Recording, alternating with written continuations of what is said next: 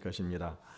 이분이 이제 중국에서 이렇게 선교를 하다가 선교 동역자를 구하기 위해서 다시 런던으로 돌아왔습니다. 런던에 돌아와가지고 선교 동역자들을 모집을 하게 되는데 여러 사람들이 지원을 했습니다. 그 지원자들에게 이제 한 가지 질문을 했었습니다. 그건 뭐냐면 여러분들이 왜 중국 선교에 지원을 하게 되었습니까? 라고 이렇게 지원 동기를 물어봤습니다. 그랬더니 어떤 사람은 하나님께서 땅끝까지 복음을 증거하라고 했기 때문에 그래서 내가 중국에 선교사로 가려고 합니다.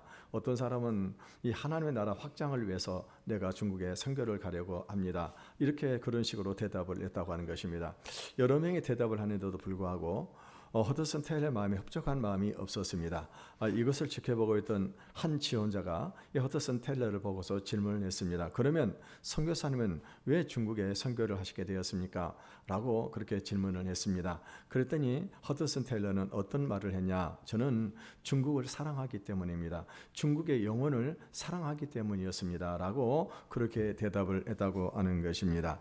여러분이요, 우리가 이렇게 사랑이 동기가 되어졌다고 하는 것입니다. 그의 말대로 허드슨 테일러는요, 중국과 중국 사람들을 진심으로 사랑을 했습니다. 그래서 그는 중국에서 선교를 하면서도 중국 사람들과 똑같은 옷을 입었습니다. 그리고 중국 사람과 똑같은 그런 삶을 살았었습니다. 그렇기 때문에 많은 사람들이 이 허드슨 테일러의 삶을 바라보면서 이렇게 감동을 받았다고 하는 것입니다.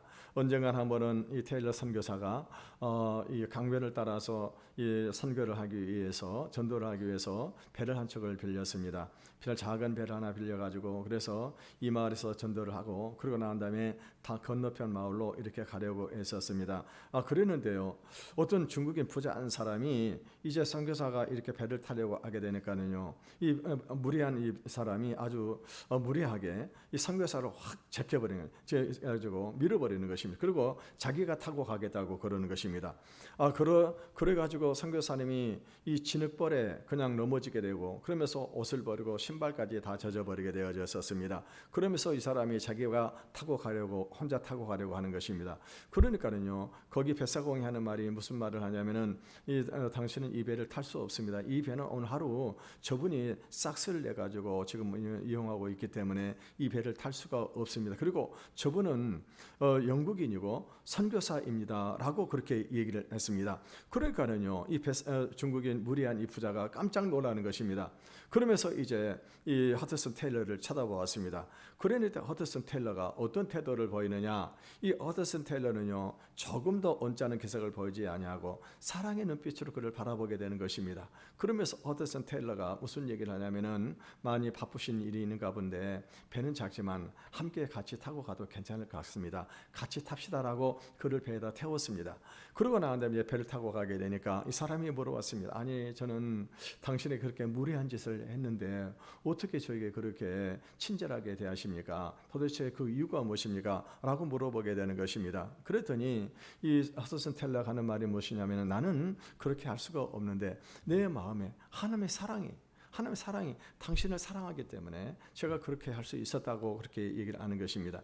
그러면서 허드슨 테일러가 이제 하나님의 은혜와 사랑을 증거하고 복음을 전했더니 이 사람이 그 자리에서 예수 그리스도를 영접을 했다고 하는 것입니다. 여러분, 세상 사람들은요, 자기에게 친절을 베풀어주는 사람은 사랑합니다. 그런데 자기에게 악을 행한 사람은 미워합니다. 그래서 세상 사람들에게는 사랑해야 할 이웃과 미워해야 할 원수가 확연하게 구분이 된다고 하는 것입니다. 우리는 우리에게 선을 행하는 사람이나 우리에게 악을 행하는 사람이나 누구든지 사랑을 베풀며 살아가야 한다고 하는 것입니다.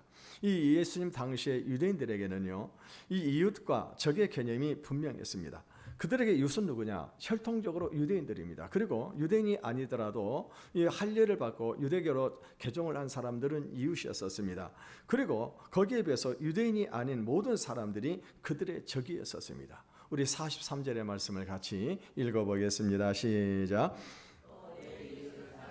내 원수를 미워하라 했다는 것을 너희가 들었으나, 오늘 본문에 보면 내 이웃을 사랑하고 내 원수를 미워하라 하였다는 것을 너희가 들었으나, 이 말씀은요, 레위기 19장 18절의 말씀을 구약 성경을 변형해 가지고 지금 가르쳐 왔다고 하는 것입니다. 그러면은 원래 레위기 19장 18절은 어떤 말씀일까요? 우리가 같이 한번 읽어보겠습니다. 시작. 내 원수를 갚지 말며 동포를 원망하지 말며 내 이웃 사랑하기를 내 자신과 같이 사랑하라. 나는 여호와이니라. 지금요, 이 하나님께서 분명히 이스라엘 백성들에게 원수를 갚지 말라고 말씀을 하셨는데, 그런데 그들은, 유대인들은요, 원수를 미워하라고 가르쳤습니다. 그리고 내 이웃을 내 자신과 같이 사랑하라고 말씀을 하셨는데, 내 자신과 같은 말은 그것은 빼버리고 내 이웃을 사랑하라, 이렇게 가르쳤다고 하는 것입니다. 왜 그들은요, 모세의 율법을 이렇게 변형을 해가지고 해석을 하고 가르쳤냐고 하는 것입니다. 이 자기들의 수준에서는 이 말씀대로 사는 것이 시기상조라고 생각을 했기 때문입니다. 물론 하나님의 말씀이 좋은 줄 알지만은 지금 자신들이 형편에서는 도저히 이렇게 지킬 수 없으니까 하나님의 말씀을 현실화시킨 것입니다. 그들은요, 이웃을 내 몸처럼 사랑하라고 할 때 이 말씀이 가지고 있는 엄청난 의미를 그들은 알고 있었습니다. 여러분요, 우리는요, 우리 자신이, 우리 몸이 얼마나 소중하다고 하는 것을 우리는 너무나도 잘 알고 있습니다. 여러분, 우리가 작은 가시 하나만 찔려도 우리 몸은 어떻습니까? 너무너무 아파요. 그러니까 우리는 다른 사람들이 내가 싫어하는 것을 시켜서는 안 된다고 하는 것입니다. 여러분, 우리 혀는요, 얼마나 이 맛을 잘 구별해내는 것입니까? 그러니까 우리가 이웃을 사랑한다, 내 몸처럼 사랑한다고 하는 말은 어떤 의미를 가지고 있는 것입니까? 내가 가지고 있는 모든 좋은 것들을 먼저 이웃에게 주라고 하는 거예요. 먼저. 여러분, 그러면은 내가 좋아하는 것들을 먼저 이웃에게 준다 하면은 나는 무엇을 먹고 살겠습니까? 그러면 나는요, 이 아무것도 나는 가질 수가 없을 것이게 될 것입니다. 그래서 지금요, 이 유대인들은 내 자신처럼, 내 몸처럼은 빼버리고 그냥 내 능력의 범위 안에서 잘해주라고 하는 뜻으로 이웃을 사랑하라고 이렇게 절충을 하는 것입니다. 이 유대인들은요, 이웃을 자문과 같이 사랑하는 것이 현실적으로 불가능하다고 판단을 했습니다. 그래서 그것은요, 빼버렸습니다. 그리고 원수를 갚지 말라고 했는데 그들은 현실적인 편의를 위해서 원수를 미워하라고 가르쳤던 것입니다. 이 결코 나쁜 동기에서 그렇게 하는 것이 아니었었습니다. 여러분, 유대인들에게는요, 이 거룩이라고 하는 개념이 굉장히 중요한 그런 개념이었었습니다. 여러분, 하나님은 어떤 분이십니까? 하나님은 거룩하신 분이고 유대인들은 거룩한 하나님의 백성들이라고 하는 것입니다. 그래서 유대인들은요, 다른 사람과 접촉을 함으로 인해 가지고 죄가 전염이 된다라고 생각을 하게 된 것입니다. 그래서 그들은 할 수 있는 한 유대인이 아닌 이방인들과 접촉을 피하는 것이 그나마 자기들에게 의의를 유지하는 길이라고 그렇게 생각을 한 것입니다. 여기서 원수를 미워하라고 하는 것은 이방인들을 멀리하고 차별하라고 하는 뜻입니다. 그 이유는 뭐냐? 자기들의 종교적인 의의를 지키기 위해서였다고 하는 것입니다. 그래서 이 유대인들은요, 이 사마리아인들과는 접촉을 하지 않았었습니다. 특별히 이 세리들과 같은 동족인데도 불구하고 세리들과는 상종을 하지 않았었습니다.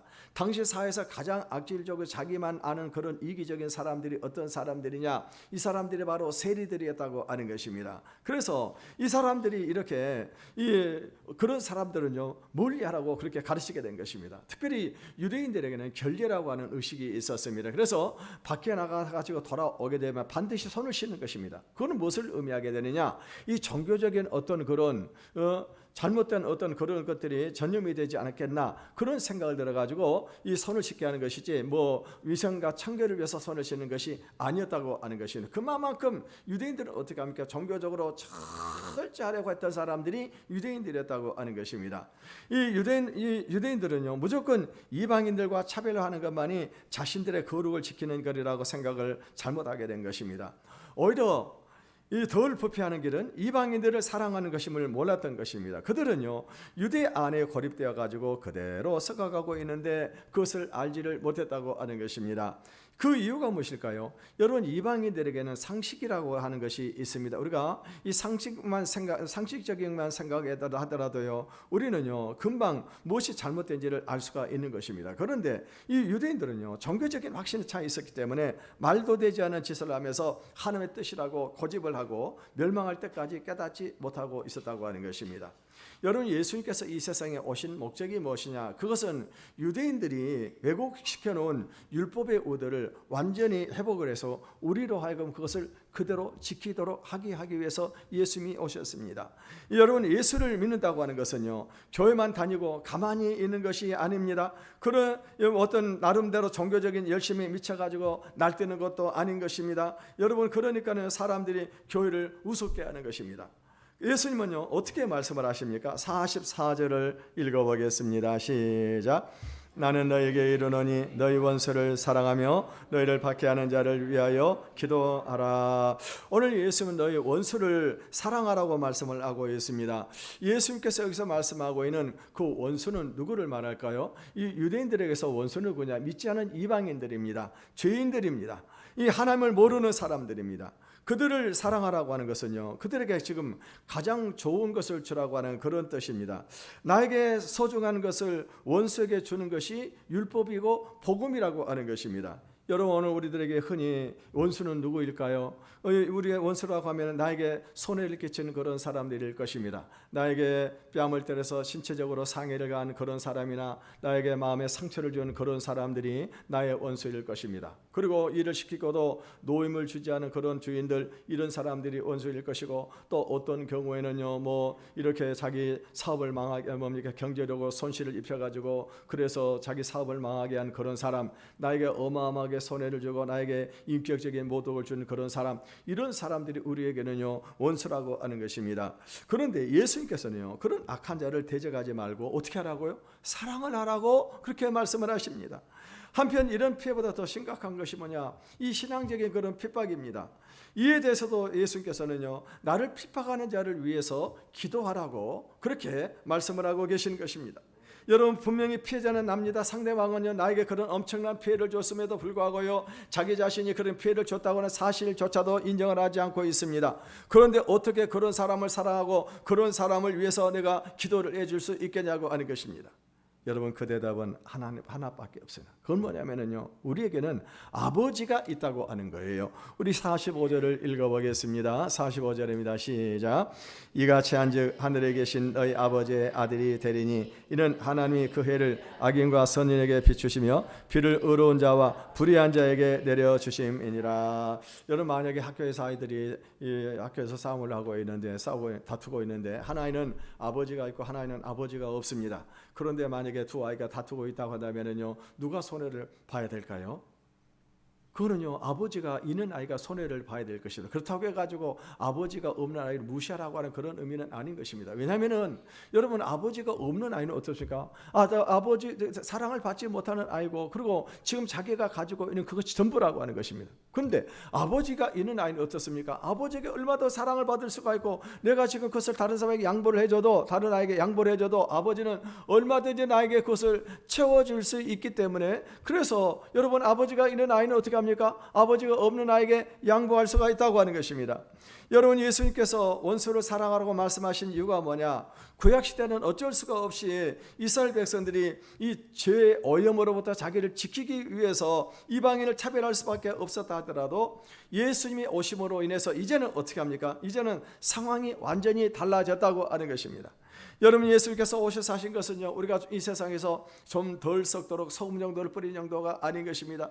예수님께서 이 세상에 오셔서 우리에게 무엇을 주셨느냐? 그거는요, 우리에게 생명의 기운을 우리에게 불어넣어 주셨습니다. 뿐만이 아닙니다. 지금도 그 생명의 기운을 우리에게 계속해서 불어넣어 주고 계시는 것입니다. 이제는 우리가요, 그 두꺼운 코트를 벗어도 우리 살아날 수가 있고, 그 비닐하우스 안에서 갇혀 있지 않아도 된다고 하는 그런 뜻인 것입니다. 여러분, 예수님은 제가 접촉해서 감염되기보다는 우리 안에 있는 이 부패한 본성이 더 원인이라고 하는 것입니다.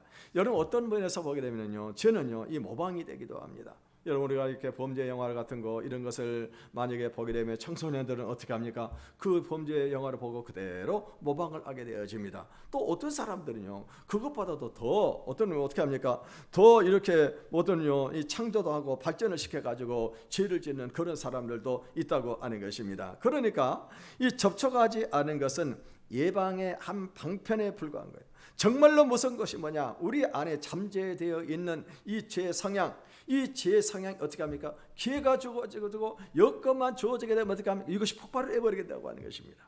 여러분, 우리는 흔히 죄를 짓는 그런 사람들 우리가 판단하고 정죄를 하게 됩니다만은 우리는 죄를 짓지 않는데, 그런데 왜 우리가 죄를 짓지 않을까요? 우리에게 그런 여건이나 환경이 주어지지 않았기 때문에 우리가는 죄를 짓지를 않는 거예요. 우리가 똑같은 걸 하는 게 그런 여건, 기회가 주어지게 되면 우리를 똑같이 죄를 지을 수밖에 없다고 하는 것입니다. 그런데 예수님께서 십자가에서 죽으심으로 하신 것이 무엇인가? 우리 안에 이 죄를 억제할 수 있는 하나님의 능력을 우리에게 주신 것이라고 하는 것입니다. 이 하나님의 능력을 우리에게 주셨기 때문에 이제는 어떻게 합니까? 우리가 죄와 싸울 수가 있는 겁니다. 과거에는요, 우리가 죄의 유혹이 오게 되면 그대로 죄의 유혹에 넘어져 버렸었습니다. 근데 이제는 하나님께서 이 죄와 싸울 수 있는 그 능력을 주셨기 때문에 우리는 얼마든지 죄와 싸울 수가 있다고 하는 것입니다. 그래서 원수를 사랑하라고 하는 말은 어떻게 해서든지 나와 접촉하게 되고 나와 알게 된 모든 사람에게 하나님의 사랑을 전하는 그 기회로 삼으라고 하는 것입니다. 이웃을 내 몸처럼 사랑하는 것이 무엇입니까? 이것은 시간이 남기 때문에 관심을 가지라고 하는 것이 아닙니다. 이것은요, 적극적인 의미를 가지고 있는 것입니다. 그래서 여러분, 먼저 내가 찾아가는 것이고 먼저 사랑하는 것이고 먼저 나의 귀한 것을 주는 것이, 이것이 사랑인 것입니다. 우리는요, 너무나도 작은 이유로 다른 사람을 원수로 삼습니다. 누군가에게 모욕적인 그 말 한마디만 들으면요, 그 가족들이 몰살을 당하기를 원하는 그런 마음들을 우리는 가지고 있습니다. 누가 나의 속옷을 한 장 가져간 그런 사람이 있다고 한다면요, 그 사람 평생 원수로 삼고요, 그 사람 얼굴도 쳐다보지도 않으려고 하는 그런 마음들을 우리가 가지고 있다고 하는 것입니다. 그런데요, 여러분, 우리에게 얼마나 귀한 복이 주어져 있습니까? 만일 내가 나의 복을 안다고 한다면요, 다른 사람들과 함께 이 복을 나누고 싶어야 한다고. 만일 그렇지 않다면은 우리는 아직도 구원의 의미를 모르는 사람들입니다. 나에게 주어진 것에 비하게 되면 그들이 나에게 입힌 손해는 아주 작은 것이고, 그 사람이 나에게 손해를 끼쳤다고 하는 것은 어떤 의미가 있을까요? 그 사람과 나와 이 관계가 지금 형성이 되어져 있다고 하는 겁니다. 여러분요, 이렇게 관계가 형성이 되어져 있을 때 하나님께서, 주님께서 우리에게 말씀하신 것이 뭐냐? 그러면 우리가 사랑의 주도권을 쥐고 먼저 행동을 하라고 하는 거예요. 사랑의 주도권. 그 사람하고 관계가 맺어졌으니까 원수 관계지만은 내가 이 사랑의 주도권을 가지고 먼저 행동을 하라고 하는 것입니다. 이 세상에서 가장 귀한 것이 영혼을 얻는 것입니다. 그런데 영혼을 얻으려고 하면은 무엇인가 손해보는 것이 있어야 된다고 하는 것입니다. 손해보지 않고 어떻게 우리가 영혼을 구원할 수 있겠냐고 하는 것입니다. 예수님은요, 왜 우리가 원수를 사랑해야 되는지 그 이유를 말씀을 하고 있습니다. 45절을 읽어보겠습니다. 시작. 이같이 하늘에 계신 너희 아버지의 아들이 되리니 이는 하나님이 그 해를 악인과 선에게 비추시며 비를 의로운 자와 불의한 자에게 내려주심이라. 여러분, 참 놀라운 말씀입니다. 하나님께서는 햇빛을 주실 때 악한 사람, 선한 사람 가리지 않냐고 햇빛을 내려주신다고 하는 것입니다. 여러분, 우리가 같으면 어떻게 할까요? 비를 내릴 때요, 악한 사람, 선한 사람 구별 딱 해가지고 악한 사람들에게는 비닐을 다 쳐버려가지고 이 비 한 방울 두지 않으려고 할 것입니다. 그리고 선한 그런 사람들에게 비를 줘가지고 농사를 잘 짓도록 하게 할 거라고 하는 것입니다. 그런데 하나님께서는요, 모든 사람에게 햇빛을 주시고 모든 사람에게 다 비를 주신다고 하는 것입니다. 그 이유가 뭐냐? 이것이 모든 사람에 대한 하나님의 사랑이라고 하는 겁니다. 만약에 하나님께서 불의한 자라고 햇빛을 주지 않는다고 한다면요, 불의한 사람들이 어떻게 할까요? 하나님에 대해서 하나님을 멀리하고 하나님에서 일을 가게 될 것입니다. 만약에 이 불의한 자라고 해가지고 그런 사람들에게 비를 주지 않는다고 한다면요, 아마도 그들은 하나님을 두려워가지고 아예 하나님을 생각조차도 하지 않을 거라고 하는 것입니다. 여러분, 우리가 이 세상을 보게 되면요, 우리 신앙의 여부와 관계없이 어떤 사람들은 머리가 좋은 사람이 있습니다. 또 어떤 사람은 신앙의 관계가 없이 공부를 잘해가지고 좋은 대학에 들어가는 사람들도 있습니다. 또 어떤 사람들은 신앙의 여부와 관계없이 어떻게 합니까? 돈을 버는 재주가 있어가지고 그래서 사업을 잘하는 그런 사람들도 있다고 하는 것입니다. 여러분, 이것이 무엇일까요? 이것이 바로 하나님의 은혜요, 하나님의 선물이라고 하는 것입니다.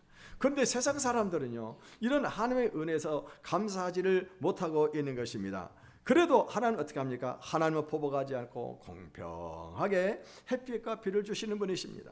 그 이유가 뭘까요? 나중에라도 혹시 하나님의 은혜를 깨닫고 돌아올 때 주저하지 말고 돌아가는 겁니다. 사실 여러분 우리 자신들을 우리를 돌아보시기 바랍니다. 여러분 우리가 예수 믿기 전에도 하나님께서 어떻게 하셨어요? 하나님께서 우리에게 은혜를 베풀어 주셨어요. 우리를 지켜주셨습니다. 여러분 하나님께서 예수 믿고 난 이후부터 우리에게 은혜를 주신 분이 아니었다고 하는 것입니다. 우리가 예수를 믿기 훨씬 전부터 하나님께서 어떻게 하셨어요? 우리에게 은혜를 주셨습니다. 그런데요, 여러분 우리가 여기서 주의해야 될 것이 있는데, 하나님께서 주시는 은혜는 누구나 받을 수 있는 일반적인 은혜라고 하는 것입니다. 이것을 신학적으로 일반 은총이라고 이렇게 말을 합니다. 그런데 하나님께서 이들에게 믿지 않는 사람들에게는 성령을 주시거나 하나님의 큰 비밀을 깨닫게 하지는 않습니다. 그런 것들은요, 아들에게 주시는 것이기 때문입니다. 하나님께서 아무에게나 성령을 주시지 않습니다. 물론 이 부흥의 시기에는요, 중생하지 못한 그런 사람들도 은혜를 체험하는 경우가 있지만은요, 그것은 성령을 받는 것이 아니라 한번 그것을 체험을 해보게 하는 것입니다. 여러분 예수님께서 도로지방에 가셨을 때 이방인 여자가 와가지고 예수님에게 귀신들이 딸을 고쳐달라고 그렇게 요청을 했습니다. 그때 예수님께서 하신 말씀이 무엇입니까? 자녀의 떡을 취하여 개들에게 주는 것이 마땅치 않다라고 그렇게 말씀을 합니다. 여러분요, 이방인 여자가 와가지고 기도했더니 세상에 예수님께서 무슨 너는 개라는 거예요. 개라고 하는 거예요. 여러분 어떻게 할까요? 우리 같으면 얼마나 자존심 상하겠습니까? 근데요, 이 여자가 예수님의 그 말씀에 맞장구를 칩니다. 옳습니다. 옳습니다. 근데 제가 이 자녀들에게 그것이 옳은 그런 말씀입니다. 제가 지금 요청하고 있는 것은 떡을 달라고 하는 것이 아닙니다. 그 부스러기라도 하나 좀 달라고 하는 것입니다. 무슨 말을 하고 있는 것입니까? 하나님의 아들, 하나님의 자녀들에게 주시는 이 하나님의 말씀이나 성령의 은혜를 자기가 구하는 것이 아니라고 하는 거예요. 지금 무엇을 원하는 것입니까? 단지 하나 부스러기 같은 지금 은혜, 다시 말하면 자기 병들어 있는 딸, 이 딸만 고쳐달라고 그렇게 지금 기도를 했다고 하는 것입니다. 그래서 예수님께서 너무나도 충격을 받았어요. 그래가지고 그 부스러기 은혜를 이 여인에게 주는 것을 볼 수가 있습니다. 여러분 문제는요, 우리는 뭐냐면은 나는 나와 통하지 않거나 나의 마음을 상하게 한 사람과는 우리는 완전히 교제를 단절하고 마음을 닫는 것입니다. 그래서 아예 그들에게 빛이 한 줄기도 들어가지 못하도록 아예 커튼을 닫아버리게 되는 것입니다. 그리고 어떻게 합니까? 이 비닐로 막아가지고 비가 한 방울도 그들에게 가지 못하도록 막아버리는 것입니다. 그런데 하나님께서 오늘 우리에게 무엇을 말씀을 하고 계시느냐? 그 가려져 있던 커튼을 젖히고 비닐을 벗겨내고, 그리고 세상 사람들에게 하나님의 은혜, 그 사랑을 나눠주라고 지금 우리에게 지금 말씀을 하고 있는 것입니다. 오늘요 본문에 보게 되면 이렇게 말씀을 하고 있습니다. 이같이 한즉 하늘에 계신 너희 아버지의 아들이 되리니라고 말씀을 하고 있습니다. 그렇게 해야만이 하나님의 아들이 된다라고 말씀을 하시는데, 그렇게 하지 않으면은 하나님의 아들이 되지 않는다고 하는 그런 말이 아니라, 이렇게 하는 것이 당연히 우리 하나님의 백성들이 사는 삶이라고 그렇게 말씀을 하고 계시는 것입니다. 여러분 우리는요, 내가 누구인지 하나님 앞에서 깊이 생각하는 시간이 참 필요합니다. 여러분 우리는요, 그리스도인들에게 하나님 앞에서 내 자신의 위상을 두고서 우리는요 좀 보다 깊이 우리가 인생을 생각을 해야 된다고 하는, 내가 도대체 누구냐고 하는 것입니다. 나는 어떤 사람이나 내가 얼마만큼 하나님으로부터 사랑을 받는 사람인지, 여러분 우리가 이것을 알게 되어진다고 한다면은요, 우리는 어떻습니까? 우리는요 이 그런 작은 것 가지고 우리가 어떻게 합니까? 다른 사람들하고 원수를 맺으며 살아갈 필요가 없다고 하는 것입니다. 여러분 오늘 우리는 너무나도 큰 은혜와 축복을 받고 우리가 살아가고 있는, 어마어마한 복을 받고 우리가 살아가고 있는 그런 사람들입니다. 그래서 오늘 예수님은 두 가지 예를 들고 계십니다. 46절에서 47절을 읽어보겠습니다. 시작.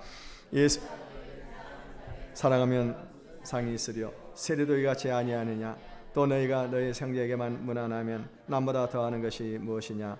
이방인들도 이같이 아니하느냐? 오늘 보면 너희가 너희를 사랑하는 자만 사랑하면 너희가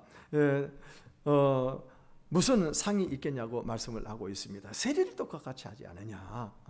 여러분 우리는 어떻습니까? 끼리끼리 사랑합니다. 그래서 교회 안에서 이렇게 좋아하는 사람들끼리 모이고 좋아하는 사람들끼리 대화를 나누고, 또 같은 어떤 그런 수준의끼리 이렇게 모여 가지고 이렇게 교제하는 그런 사람들을 보게 되는데, 여러분 이것은 진정한 사랑이 아니라고 하는 거예요. 세리들도 그렇게 그와 같이 하지 않느냐고 하는 것입니다. 여러분 세리들이 어떤 사람들이니까 아주 악랄한 사람들입니다. 돈을 위해서는요 무슨 짓을 하는 그런 동족 유대인들에게 그 세금을 받아가지고 로마에다 갖다 바치는 그런 이기적인 그런 사람들입니다. 그런데 세리들도 어떻게 해요? 세리들도 그같이 그런 사랑을 하지 않느냐라고 그렇게 말씀을 하고 있습니다. 여러분 가끔 영화 같은 걸 보게 되면요, 깡패라든가 창녀들도 보게 되면요 의리가 있고 그 사람들도 사랑이 있습니다. 그래서 우리가 예수 믿는다고 하면서 학벌끼리 모이고 잘 통하는 사람들끼리만 어울리는 것은 그거는요 패거리 사랑인 것입니다. 다시 말해서 여러분 부모가 자기 자식을 사랑하는 것은요, 자기 사는 것은요 아무 상관이 없습니다. 여러분 부모가 자기 자식 사랑하지 않는 사람이 어디가 있습니까? 부모가 자기 자식을 위해 희생하지 않는 사람이 어디 있냐고 하는 것입니다. 여러분 그런 사람 그것은 하나님 앞에서 하나도 상받을 것이 없는 것입니다. 여러분 예를 들어서 어떤 사람이 만약에 부모 없는 그런 남의 자식을 데려다가 그 사람을 기르고 그 아이를 기르고 그 아이를 공부시켰다고 한다면요 그런 사랑은 하나님 앞에서 사랑을 받을 수가 있을 것입니다. 그런데 여러분 오늘 우리들은 어떻게 하고 있습니까? 우리들은 아직도 범위가 자기 자신이라고 하는 거예요. 그래서 자기 자식밖에 모르는 것입니다. 자기 자녀를 범위에서 벗어나지를 못하고 있는 것입니다. 그런 사람이 입으로 아무리 다른 사람을 사랑하라고 한들 누가 그 말을 믿겠냐고 하는 것입니다. 예수님은 이번에는요 인사하는 것으로 말씀을 하십니다. 만일 너희가 형제에게만 무난하면 남보다 더하는 것이 무엇이냐. 여러분 오늘 우리는요 이렇게 친한 사람들끼리만 인사를 합니다. 그리고 모르는 사람들에게는 인사는커녕 아예 눈길조차도 주지 않은 그런 경우들이 많이 있습니다. 그런데 우리 그리스도인들은요 다른 사람들에게 적극적으로 인사를 해야 된다고 하는 것입니다. 여러분 우리가 다른 사람에게 인사를 한다고 하는 말은 어떤 의미를 가지고 있습니까? 나는 당신에게 적대 감정이 없습니다라고 하는 그런 의미를 가지고 있다고 하는 것입니다. 여러분 우리가 아무 말도 않고 가만히 있게 되면요 어떻게 상대방이 어떻게 생각합니까? 저 사람이 나를 미워하는 것은 아닌가 이런 생각을 하게 되는 거예요. 왜? 우리는 늘 다른 사람을 미워하는 마음을 가지고 있기 때문에. 그래서 어떻게 합니까? 아무 소리 않고 있으면 다른 사람이 나를 미워하는 것처럼 보여지게 된다고 하는 것입니다. 여러분요 우리가 다른 사람에게 인사를 먼저 한다고 하는 말은 어떤 의미를 가지고 있을까요? 그것은요 나는 당신을 미워하지 않고 해칠 생각이 없다고 하는 뜻을 나타내는 것입니다. 나는 당신에게 앞에서는 난 완전히 무장이 해제되어 있습니다라고 하는 그런 의미를 가지고 있어요. 여러분요 우리 얼굴들을 가만히 한번 상대방 얼굴 쳐다보면요 이 얼굴들이 얼마나 무섭고 험한지 모릅니다. 아주 더러워요 얼굴들이 표정이. 언젠가 어떤 집사님이 저한테 그런 말을 하더라고요. 목사님 얼굴 표정만 들어도 사람을 잡습니다 라고 그렇게 얘기를 하더라고요. 충격을 제가 받았어요. 제가 눈썹이 새까맣게 생겨가지고 있으니까는요 사람들이 제가 성격이 아주 못된 그런 사람으로 보는지 모르겠습니다만은요 그래서 제가 충격을 받았습니다. 그런데 여러분이 자꾸 옆 사람에게 웃어주시길 바라겠어요. 한번 해볼까요? 한번 웃어봐 주십시오. 옆 사람을 한번 쳐다보고 한번 웃어봐 주세요. 여러분 우리가 웃으면 얼굴이 얼마나 아름답습니까? 자꾸 웃어줄 수 있기를 바라겠습니다. 여기서 예수님은 결론을 내리시는데 48절을 읽어보겠습니다. 시작. 그러므로 하늘에 계신 나의 아버지 온전하신가 같이 너희도 온전하라. 예수님께서 우리에게 요구하니까 온전한 율법을 실천하는 거. 온전하게. 여기서 온전하다고 하는 것은 부족함이 없이 꽉 찬 것을 말하는 것입니다. 이 원수를 경계하고 원수에게 자기를 지키려고 하며 다른 사람을 사랑하더라도 나에게 여유가 있을 때만 사랑하는 것은 꽉 찬 것이 아닙니다. 그러면 우리도 인간인데 어떻게 꽉 찬 사랑을 할 수가 있을까요? 어떻게 우리가 순종할 수 있겠냐고 하는 것입니다. 여러분요 이거는 우리 인간의 힘으로는 불가능합니다. 주님도 이것을 우리가 불가능하다고 하는 것을 알고 계시죠. 여러분 우리는 흔히 머리로만 다른 사람을 사랑하는 것은 완전한 사랑이 아니고 위선적이라고 하는 것을 우리가 생각을 합니다. 그런데 우리 가슴이 움직이기까지 기다리려고 하면은 어떻게 합니까? 그러면은요 우리는요 다른 사람 사랑하지 못합니다. 우리는 불완전한 사랑을 할 수밖에 없습니다. 그런데 여기서 예수님께서 요구하는 건 뭐냐? 우리의 마음의 문을 닫지만 말아달라고 하는 거예요. 마음의 문을. 자신의 감정 문제 때문에 다른 사람을 정죄하고 마음을 닫아버리게 되면은 그러면 하나님의 은혜는 역사할 수가 없다고 하는 것입니다. 내 마음은 내키지 않아도 마음속에서 성령께서 감동을 주시면 그때 한번 움직여 보라고 하는 것입니다. 우리는 내가 완전히 다 책임을 져야 된다고 생각을 하기 때문에 아예 엄두를 내지 못하게 되는데, 다른 사람에 대해서 다 책임지려 하지 말고 내 마음에 감동이 올 때 한번 조금 움직여 보라고 하는 겁니다. 그러면 어떻게 되느냐? 주님이 나머지 99%는 다 책임을 져 주신 거예요. 다 책임을 주신 것입니다. 이것이 복음의 능력이요 율법의 완성입니다. 내가 하기 싫어도 말씀에 순종하면 성령께서 나와 다른 사람에게 역사를 하기 시작을 하는 것입니다. 어려운 사람에게 필요한 것은요 10,000원짜리 한 장입니다. 아니 어쩌면 1,000원짜리 한 장일 것입니다. 그런데요 움직이지 않고 가만히 있는 것보다 어떻게 합니까? 그것을 알고 내가 그것을 한 장 줘보는 겁니다. 줘보는 거예요. 그러니까 주님께서 그 사람 삶 전체를 책임을 지라고 하는 것이 아니라고 하는 것입니다. 우리가 이렇게 한 장을 주는 것과 주지 않는 것에서는 엄청난 차이가 있다고 하는 것입니다. 주님이 우리에게 지금 말씀하고 있는 것이 무엇입니까? 은혜의 문을 걸어 잠그지 말라고 하는 겁니다. 그리고 내 힘으로 책임지지 말고 말씀대로 한번 해보라고 하는 것입니다. 그러면요 도저히 생각할 수 없었던 하나님의 온전한 사랑이 나를 통해서 이루어지게 되어진다고 하는 것입니다. 오늘 우리는 이 말씀을 한번 우리 삶 속에서 적용을 해 보십시다. 큰 걸 하지 말고 다 책임지려고 하지 말고 작은 것이라도 내가 한번 실천해 보시기를 바라겠습니다. 그래서 온전한 사랑을 이루어가는 저와 여러분의 삶이 되시기를 주님의 이름으로 축원을 드리겠습니다.